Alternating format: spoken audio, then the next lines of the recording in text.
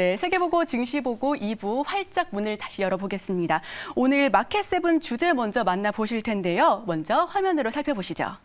네, 정부가 오늘부터 사적 모임을 최대 인원 10명으로 늘리면서 다중이용시설 영업시간 제한을 자정까지로 늘린 새 거리두기 조치를 2주간 시행합니다. 사실상 이번 거리두기 개정안을 마지막으로 야외 마스크 착용 의무가 해제될 가능성이 있다라고 전해졌는데요. 이와 관련한 리오프닝 수혜주 살펴보도록 하겠습니다. 네, 어제였죠. 윤석열 당선인이 초대 국무총리 후보자의 한덕수 전 총리를 지명했습니다. 20대 대통령 선거가 마무리된 가운데 정치 테마주의 양상이 국무총리, 시도지사 관련주로 옮겨가는 모습인데요. 정치 테마주 투자에 대한 시각과 정책 수혜주 알아보도록 하겠습니다. 네, 마지막으로 방탄소년단의 현역 복무 면제 가능성으로 하이브의 주가가 큰 폭으로 올랐습니다. 엔터 업종에서 최근 주가가 상승세를 탄 SM과 JYP 엔터 역시 나란히 신고가를 경신했는데요. 이 중에서 저희 두 가지 이슈 짚어보도록 하겠습니다. 오늘 먼저 마켓세븐 첫 번째 주제 공개해 보도록 하겠습니다. 네, 첫 번째 주제는요, 바로 마지막 거리두기입니다. 네, 오늘부터 시행되는 새 거리두기 조정안을 끝으로 이게 2주간 잘 시행이 된다면 사실상 마지막 거리두기라는 말이 나오고 있습니다. 자, 뭐 오늘부터 앞으로 2주 동안 일자는 지금 당장은 아니죠. 지금은 이제 사적 모임 10명까지 영업시간은 12시까지 하는 거리두기 완화 조치가 오늘부터 시행이 되고 있고요. 17일까지를 마지막으로 이 다음부터는 야외에서는 마스크를 벗겠다. 그럴 수도 있다라는 이야기가 나오고 있습니다. 네. 생각만 해도 설레고 마음이 들썩이는 뉴스이지 않나. 너무 설렙니다. 네, 오랫동안 기다렸던 뉴스였는데요. 설레는 것 대비해서 주식시장에서 리오프닝이라는 단어 자체는 달코 다른 소재였습니다. 그렇죠. 네. 계속해서 나오던. 그럼요. 뭐 2년 내내 리오프닝 도대체 언제쯤. 그래서 사람들이 아유, 이번엔 되는 거야 라는 것에 대한 그 어떤 종목적인 실망감과 너무나도 늘어지는 것들에 대한 포기하는 마음이 있었던 것 또한 사실일 텐데요. 네, 맞습니다. 이번만큼은 좀 믿을 수 있지 않을까라는 생각이 듭니다. 그렇게 생각하는 이유는 뭐 일단 첫 번째로 대전제가 필요할 것 같아요. 확진자가 폭증하지 않는다면 또는 해외에서 추가 봉쇄 조치가 없다면 또는 위중증 환자가 급증하지 않는다면 조건들이 필요하겠지만 기본적으로 이 국민들의 현재 상황이 코로나 자체를 두려워하는, 그러니까 코로나에 대한 면역이 생긴 것도 있겠지만 코로나에 대한 두려움에 대한 내성이 생긴 것 또한 사실인 것 같아요. 네, 저한테 맞습니다. 제 친구들이 그렇게 묻습니다. 너는 왜 안 걸려? 라고 물어요. 근데 그게 기분 나쁘지만 않고 진짜 나는 왜 안 걸리지? 뭐 이런 생각이 이제는 드는. 안 걸리는 분이 없으신 것 같아요. 그래서 이런 내성이 생겼기 때문에 이번만큼은 조금 뭐 너무 많이 믿어서 뭐 올인한다 이런 투자라기보다는 이제는 좀 마스크를 벗는 세상을 준비하는 것도 이번만큼은 좀 한번 기회를 줄 수 있는 타이밍이 되지 않을까라는 생각을 가져봅니다. 그래서 정황적으로는 이런 마스크를 실외에서는 벗을 수 있다라는 부분에 대해서는 기대감이 시장에 반영되는 것이 충분히 일리가 있다라고 생각이 되고요. 일단은 리오프닝에 대해서 전반적으로 반영됐던 것이 엔터, 여행, 항공주들일 텐데 이 부분은 진작부터 반영이 되었지만 사실 마스크는 과연 벗을 수 있겠어라는 부분이 있었거든요. 네, 맞습니다. 하지만 이번에 일단 노골적으로 언급이 되었던 만큼 이 화장품주들은 1차 상승이 있었다가 대부분 다 상승분을 반납했었던 포기의 영역에 자리에 있었던 종목들이 상당 부분 있었습니다. 그런 부분들이 일제히 준동하고 있기 때문에 또 하나는 지금 시장이 또 전형적인 테마 순환 매장이잖아요. 그렇죠. 이 리오프닝과 그다음에 마스크를 벗는다는 것 요것과 관련해서도 지금 화장품, 필러, 임플란트, 피부 미용, 그 의료기기까지 전체적으로 여기에 관련된 순환매 섹터 종목군들도 만만치가 않기 때문에 지금 중소형주 순환매장에서 한 자리를 차지할 수 있을 만한 충분한 매력도 높은 그런 이슈이지 않나 생각해 봅니다. 중소형주라면은 다소 시가총액이 조금 낮을 수 있는 조금 움직이기 쉬운 종목들 위주로 살펴봐야 된다라는 말씀이신가요? 뭐 그쪽이 워낙 탄탄하게 지금 지금 시장이 반영하고 있기 때문에 뭐 굳이 낮은 종목만 골라서 보세요라고 말할 상황은 아니지만 뭐 이런 분위기 속에서는 한 자리를 차지할 수 있을 테마다라고 뭐 이해하시면 되겠네요. 네, 그렇다면 실외 마스크 착용 해제 가능성에 가장 크게 수혜를 볼 수 있는 화장품 관련된 종목. 이 종목은 어떤 부분들을 가장 눈여겨봐야 될까요? 뭐 종목을 피킹해드리는 것은 큰 의미가 없는 상황이지 않나는 생각이 듭니다. 일단은 가장 강한 종목 리더스 코스메틱이 지난 금요일 상한가를 보였고 이찬물이 2등으로 다음 주자를 쫓아가면서 24% 상승하는 모습을 보였습니다.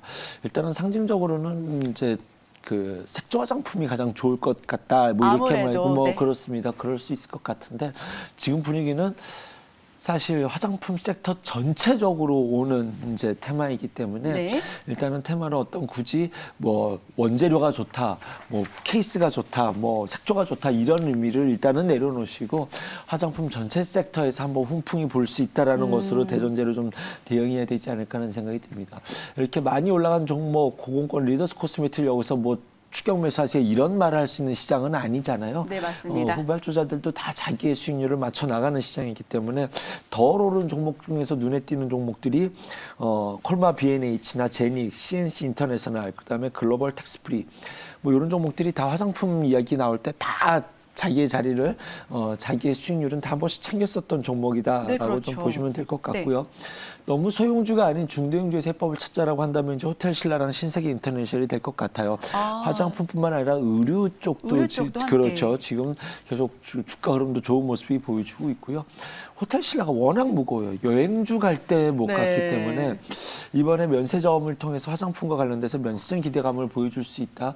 85,000원이 좀 예의주시해야 될 만한 저항선이 될 것 같긴 한데 돌파해낸다고 한다면 이번만큼 호텔 신라가 좀 자기 주가에 좀 실력 발휘를 할 수 있지 않을까. 85,000원이란 가격선에 좀 의미를 부여하면서 대응해 보시면 되지 않을까라는 생각을 가져봅니다. 네, 그럼 면세점 관련된 종목으로 호텔 신라 말씀해 주셨는데요. 그럼 면세점 관련 호텔 신라 말고 글로벌 텍스트리도 굉장히 좋았습니다. 네. 이 종목은 어떻게 보실까요? 이 종목도 뭐 충분히 대응해 볼 수 있다. 뭐 어떤 한 종목을 특별한 사랑을 주고 싶지는 않아요. 근데 네. 제3자 유증을 했잖아요. 제3자 매종으로. 그런데 가격이 뭐 지금 가격이기 때문에 여기에 들어온 큰 자금도 그 사람 단가나 내 단가나 비슷비슷하다라고 뭐 네. 그런 투자적인 심리 안정감이 있지 않을까라는 생각이 듭니다. 네, 좋습니다. 네, 이런 말씀해 주셨고요. 아무래도 이 종목만 탁 찍어서 보다기보다는 화장품 관련된 종목 내에서 크게 순환매가 돌 가능성이 있기 때문에 하나씩 다 살펴보시면 좋겠다라고 말씀해 주셨습니다. 자, 이어서 두 번째 주제 한번 살펴보도록 해보겠습니다. 두 번째 주제. 소문의 사고, 뉴스에 팔아라. 네, 근데 네. 이런 말 굉장히 많이 돌았었잖아요. 네네. 주식시장 격언으로. 네. 이런 말을 정치 테마주에서 굉장히 많이 쓰이는 것 같더라고요. 네. 정치 테마주에서 사실은 정치 테마에서 이거를 접근해 본다고 해서 요즘 시장 분위기가 그런 것 같아요. 시간에서 많이 올랐다가 떠서 시작하면은 음봉이 연출되는 것들이 최근에 많이 있었거든요. 롤러코스터가 네, 굉장히 그렇죠. 큽니다. 그래서 네. 이제 아침에 떠서 시작하는 종목을 뭐 갈 거야라는 이슈로 대응하기는 매수 대응하기는 쉽지 않다라고 네. 좀 말씀드릴 수 있을 것 같고요. 지금 대선이 막상 끝나고 난 이후에 관련주들이 오히려 원래 그 전에 움직였었는데 이제는 대선이 선거가 끝나고 난 이후에 관련주들이 네. 준동하는 모습이 보이고 있습니다.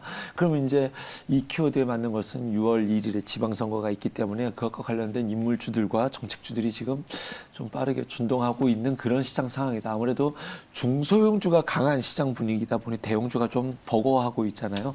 그렇다 보니 이제 이런 쪽들을 가지고 좀 매기세들이 모이고 있다. 좀 이 정도로 압축해드리면 될 것 같네요. 네, 초반에 정치 테마주 같은 경우에는 아무래도 후보자 본인의 이런 인물주 위주였다가 그래도 정책주로 옮겨가는 모습이었었는데요. 네, 그런데 이번에는 국무총리 그리고 시도지사 관련주로 옮겨가는 모습이 보여지고 있습니다. 자, 그럼 우리는 그럼 정치 테마주에 접근을 어떻게 해야 될까요? 사실은 인물주에 대해서 여러분들이 많이 아실 텐데 인물주라는 것이 실체를 까보면 정말 허상이지 않습니까? 그래서 네. 여기서 지금 그런 걸 투자하세요라고 말씀드리는 거는 좀 말이 안 되는 것 같고요. 과거에 경험이 있으신 분들이라고 한다면 제가 무슨 말을 하더라도 알아서 잘하실 거고 경험이 없으신 분들이라고 한다면 뭐 주가가 올라간다고 해서 섣부른 추격 매매나 아예 대응조차를 안 하시는 것이 차라리 현명하신 방법. 내가 안 하는 어색한 옷을 억지로 입는 그럴 만한 시장은 아니고 또 테마 순환매가 워낙 빨라요. 네. 뉴스에 따라서 어제의 뉴스가 오늘의 연속성을 가져간다는 것 자체가 좀 어려운 시장이기 때문에 대응하기가 해보시지 쉽지가 않은 않죠. 분들이라고 한다면 인물 관련주들에선 철저히 좀 배제시라고 말씀드리고 싶고요.